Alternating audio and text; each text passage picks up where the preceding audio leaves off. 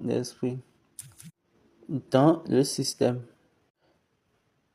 Donc, si vous restez intransformé, c'est-à-dire si vous ne voulez pas transformer votre mentalité, là, vous allez constater que la corruption va commencer dans le système. Quelque chose par rapport à l'homme. Vous savez comment Dieu a représenté et la chose. C'est quelque chose que Dieu et l'homme plutôt vient dedans pour être transformé. Pour être transformé de cette chose-là qui est la corruption. Maintenant, avant, il n'y avait pas de relation.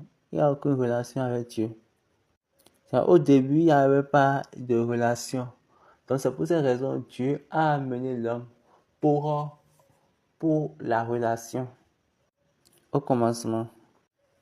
Après, on dit, et au dernier moment, il nous parle par son Fils. Quand on dit cela, et quand il nous a appris la prière, il a dit prier avec le Père, là, pour pouvoir toujours tracer la relation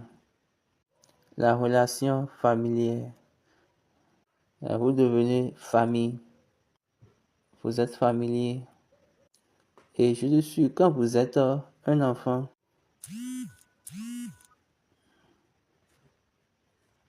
quand vous êtes un enfant dans une maison, tu ne pourras pas être rejeté de la maison, excepté si tu ne suis pas les principes de la maison. Le père te dira, tu es un enfant bâtard. Excepté tes promotions sont des choses qui vont contre les règles de la maison. Mais quand tu fonctionnes selon les règles de la maison, personne ne va t'appeler enfant bâtard. Mais ceux qui toujours encouragent les prophètes à nous parler sont des gens qui ne sont pas encore transformés, qui sont intransformés.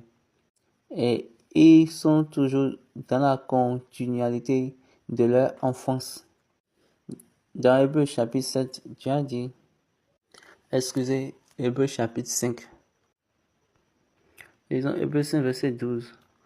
Vous, en effet, qui depuis longtemps devriez être des maîtres, vous avez encore besoin qu'on vous enseigne les premiers rudiments des oracles de Dieu. Vous en êtes venus à avoir besoin de lait et non d'une nourriture solide. Or, quiconque en est au lait n'a pas l'expérience de la parole de justice, car il est un enfant. Mais la nourriture solide est pour les hommes faits, pour ceux dont le jugement est